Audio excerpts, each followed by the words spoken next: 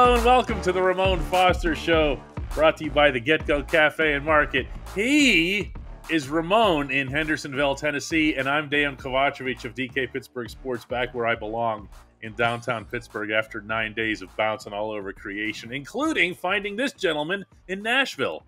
There we go. There we go. It was good seeing you, man. It really was. The live show and everything, man. Look at us just jumping out there. Well, we did some different stuff last week, and we're going to take a little bit of a break from the usual football banter here to talk about the Ramon Foster Show.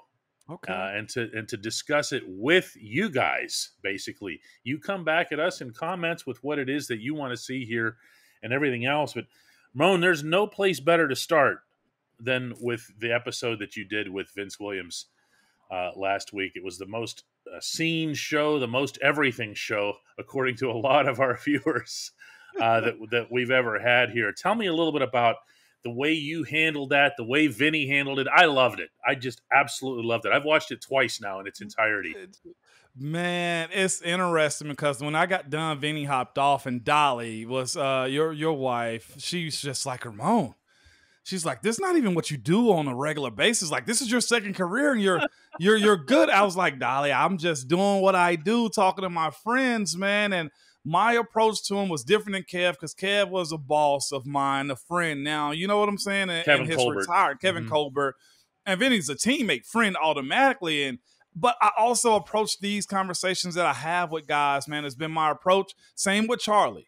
I want those guys to be highlighted. I don't want them to come on and exclusively talk about player X, player B, and not the player I'm talking to. Mm-hmm. And that's where when I do these, I want these guys to be highlighted. Like when I get Marquise on and he's dialed up too, I don't want to talk about Mike.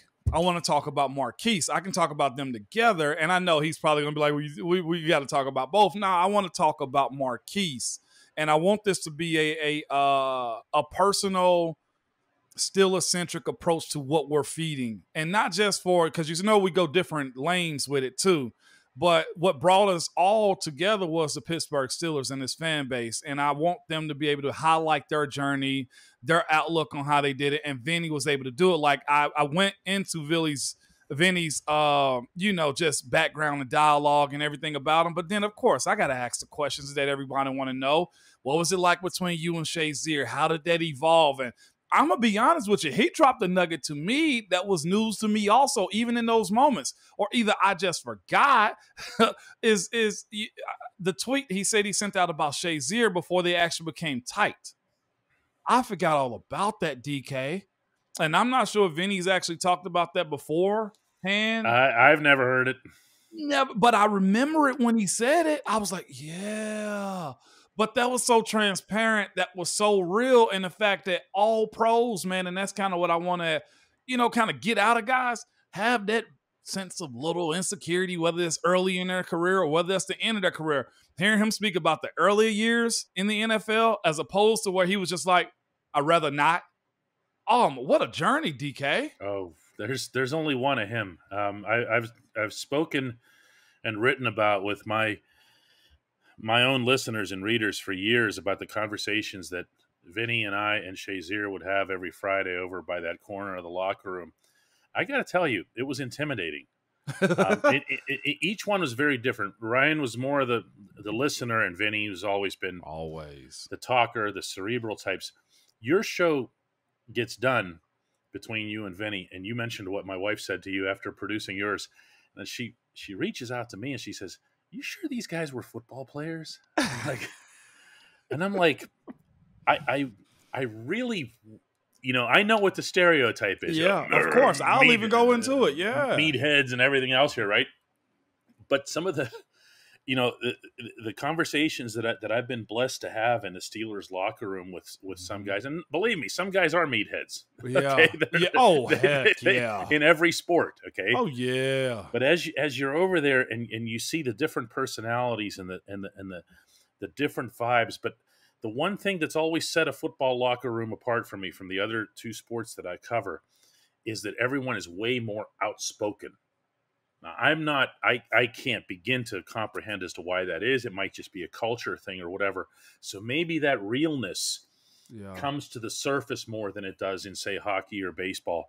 But that episode in general, I was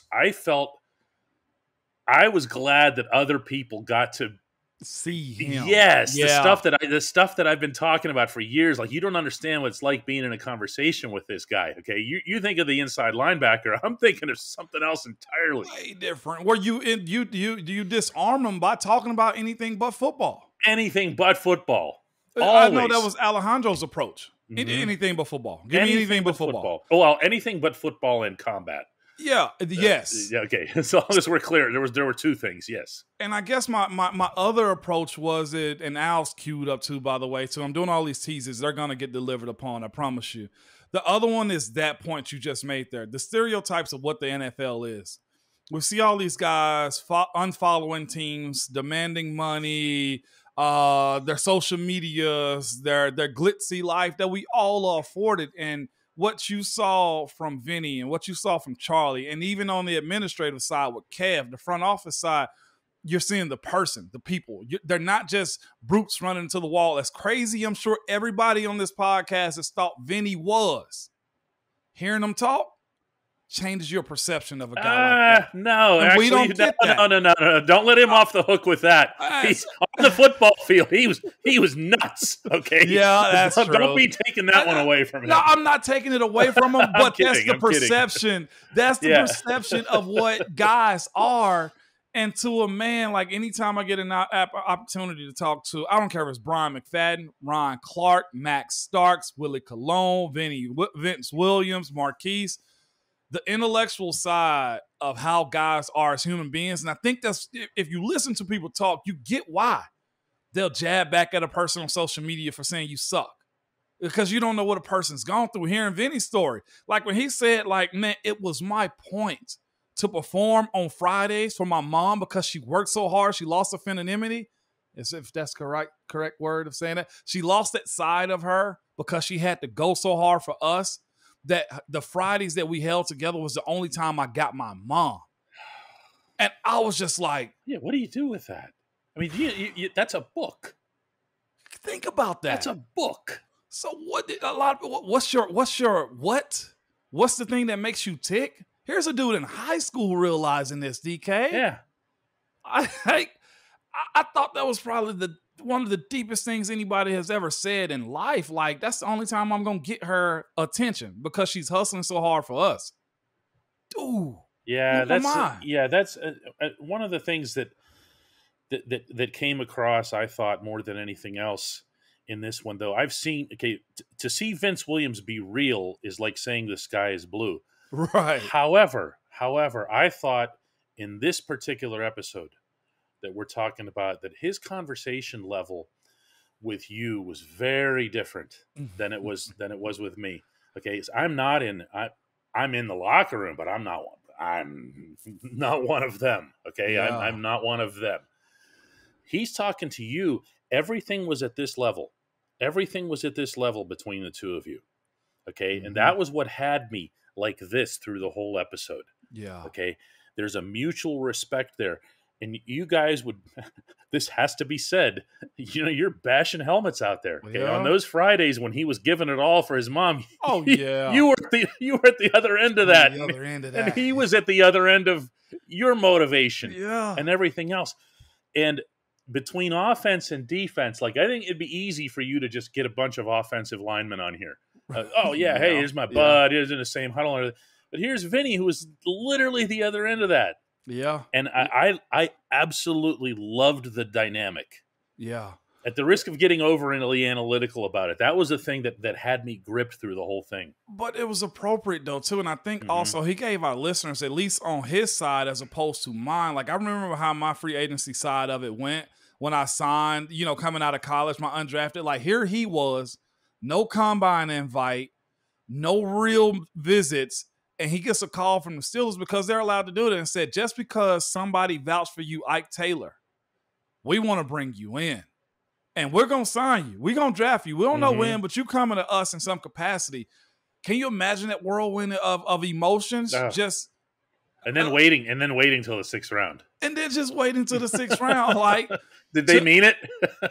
Like, seriously, they meant it. I'd have been checked out at that point. I'm gonna be honest with you. But DK, to hear him say that's how his draft went, you know what I'm saying? And then also how he separated himself from his brother and breaking down his brother's situation. He used to tell us, "Oh, Carlos is way better than me." He always say that. But to hear what got Carlos going, like, I related to his brother with different drive. Like, I consider myself a lead. I've been told I'm that. But I lead from behind or from the side more than I do out front. And maybe I jump out front because I'm pushed out there. People trust me enough. Mm-hmm. But hearing why his brother was just like, it's easy for him and he'd rather just play ball. And that's okay, too. Sometimes people just want to just hang back and just do their thing until they bored with it. And then they check out. When we come back on the Ramon Foster Show, plans for other potential future guests, and as well as another plan that we want to run past you, everybody here, when we come back. Welcome back to the Ramon Foster Show. As promised, a little bit of a dialogue about the immediate future of the show. And no, that's not something scary here. We're not going anywhere here. No, we're trying to make it better all the time.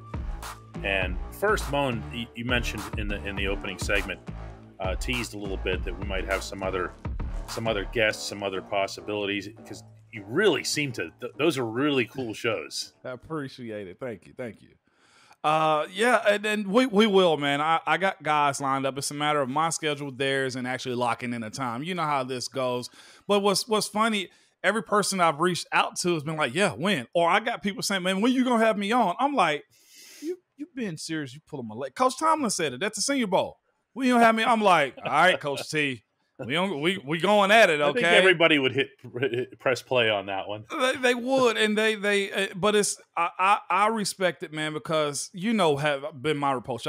My approach. I've said this numerous times. When I left that locker room, I wanted to be in good standings. You know what I'm saying? Like, it's just like being in college when you leave and it's time to finally buy a house or something. So like, do I have an outstanding balance somewhere? I didn't want an outstanding balance. I wanted a surplus of emotional support in and outside of that room, Mm-hmm.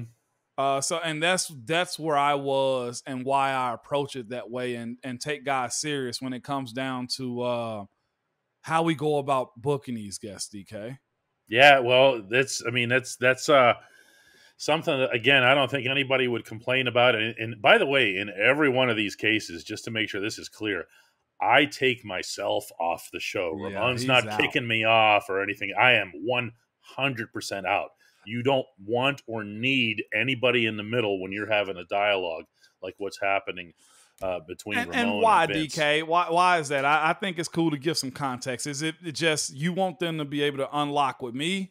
No. This is selfish. I want that dynamic. Okay? Okay. The dynamic's not.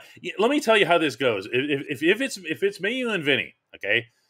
Here's how this goes. You guys would wait for the middleman to be the guy that says this and that and whatever else here. Man, I'm out of there. The very beginning.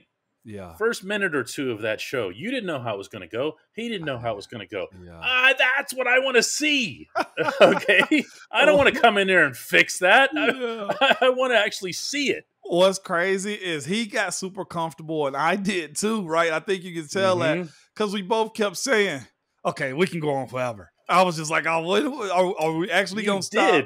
We kept saying it, and I didn't want to tease our listeners or anything, but I was more or less just like, all right, either we're going to end it or we're going to pull up another story. And I know the fan base is going to say, we want more. But, hey, he's a busy dude. He was in between moving when he took out that time for us. So that's why I was just like, I don't want to take up all your time, but this is too good. Mm-hmm.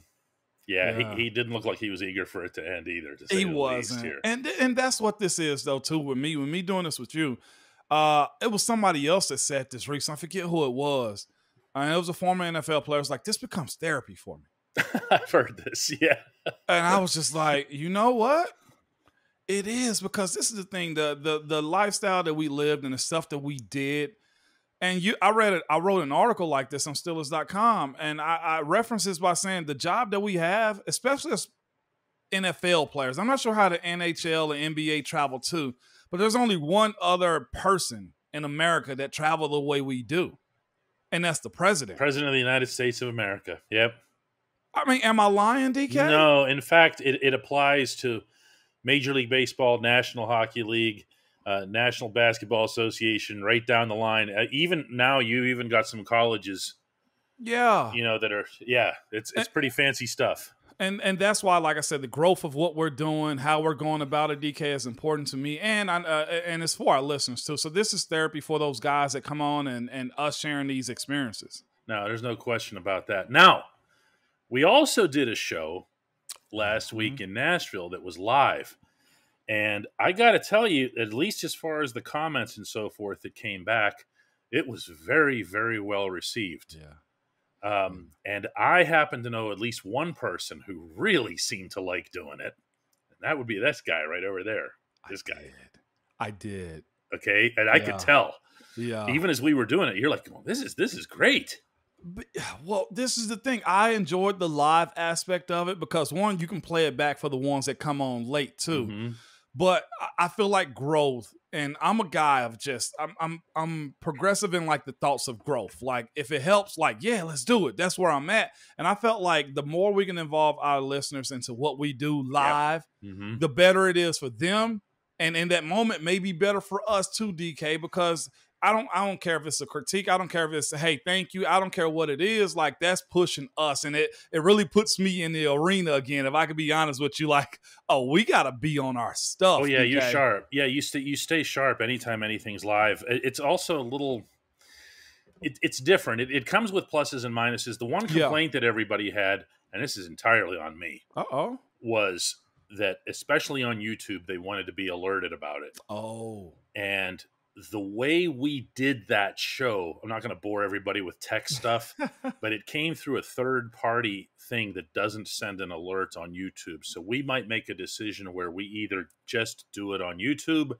It might be something where we say instead, hey, we're going to figure out a way to manually send alerts or whatever else like that. But the best way to do it, I think, is to just find a time.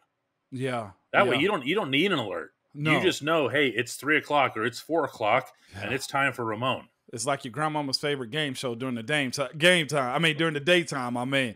So where can they view all of them? You said grandmama. I did. Yeah, it's like your grandmama's favorite daytime show. You know what they are? Those, as they call them, the stories, soap operas, the soaps. Yeah.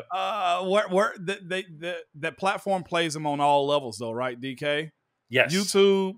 It's Facebook. It goes everywhere. YouTube, Facebook, Twitter. We're even on Twitch now, which is a live streaming thing for anybody who doesn't know.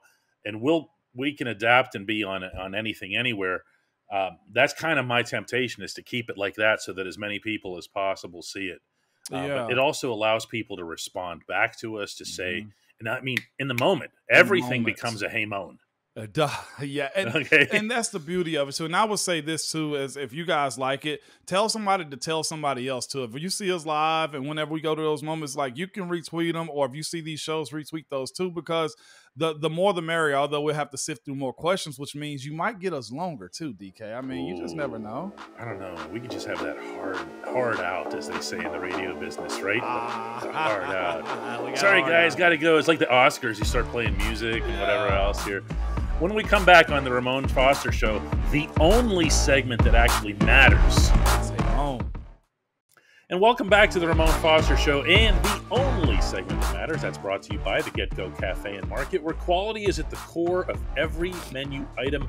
3 expert chefs fine-tune every detail so that every sub, burger, salad, wrap, drink, and app is crafted for what they call craveability. Order your favorite entry at the Get Go Cafe and Market today. Better believe it. Moan, I'd love to tell you that we have a standard Hey Moan lined up, but then as I'm going through all of the responses from last week, it was all, you're awesome, Vinny's awesome, also you're awesome, and also Vinny's awesome, right up and down the line.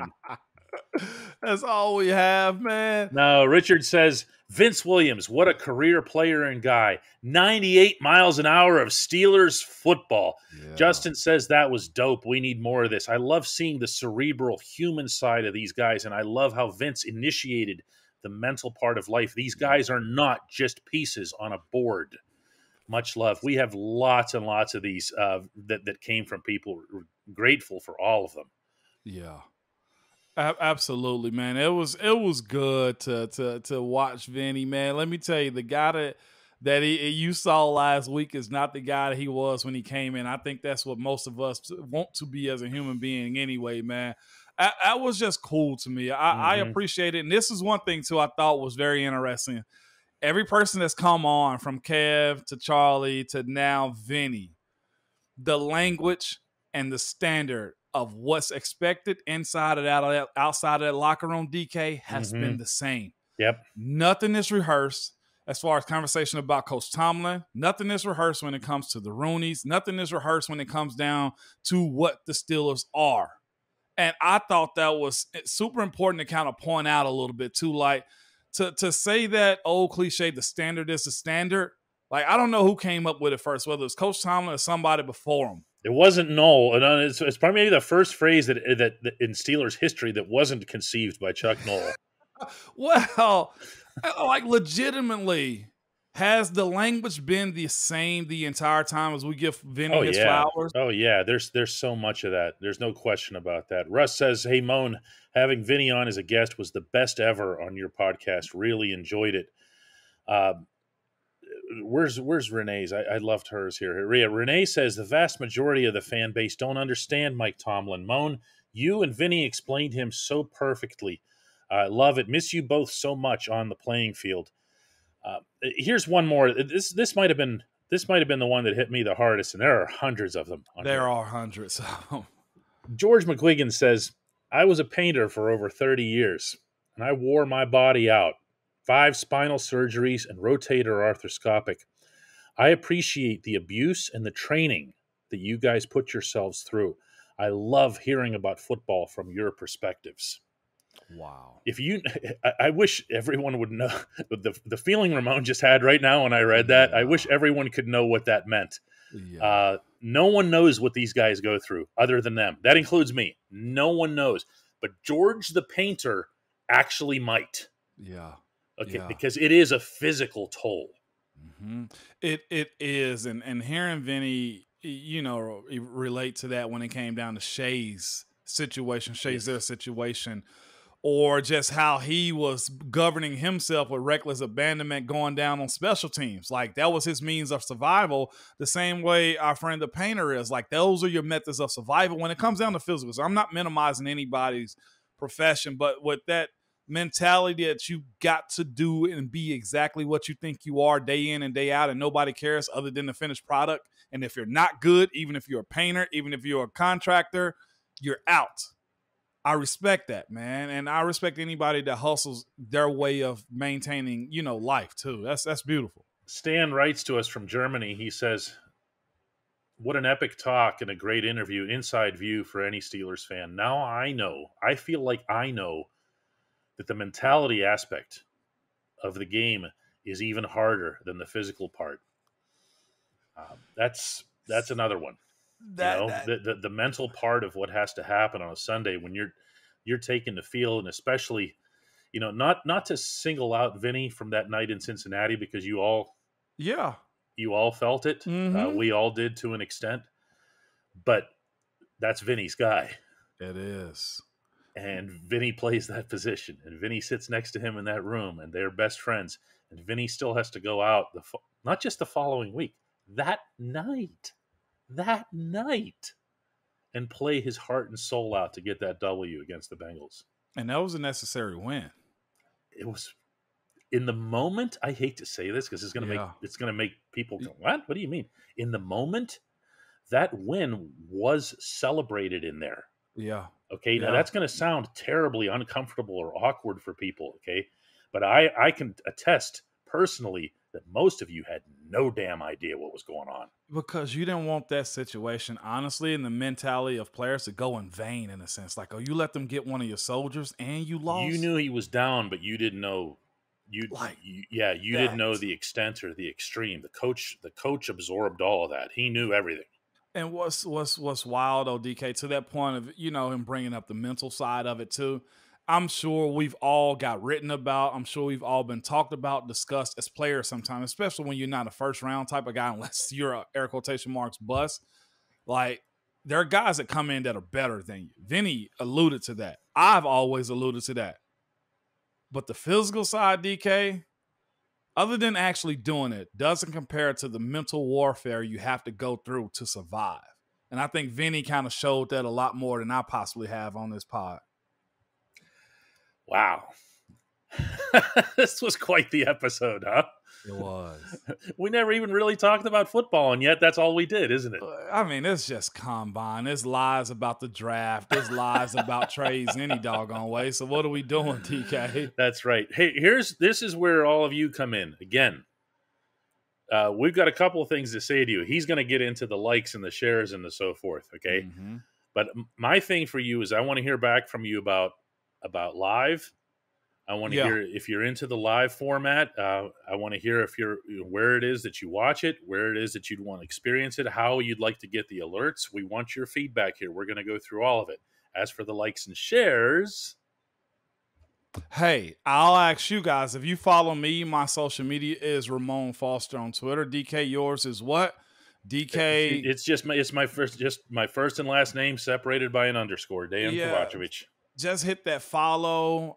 If you don't follow us, that's fine. I'll forgive you. But also, if you like it, retweet it so somebody else may see it and may be enlightened. Because when we have those type of episodes, especially, like there are gems that everybody can kind of get out of something. Everyone said that it was like this great big life changing episode, but not nearly as many people hit share and like, and that's where it gets. Yeah, that's where it gets out there. Not complaining. Yeah. Just letting you know, because people ask all the time, how can we get this out? How can we? That's it. You would be stunned, especially on YouTube itself. You would be stunned at the impact that a simple like and share has on the algorithm. That's what puts it out there for people who don't normally subscribe to the show. Yes, absolutely. So retweet, like, share on Facebook, whatever you got to do, Twitter, Instagram, put it in your story. We're appreciative of all you, and I appreciate the support. We're literally just getting started. Yeah, this is actually true. We'll have our next episode on Wednesday. It might be live, depending on what you say. I'll be here.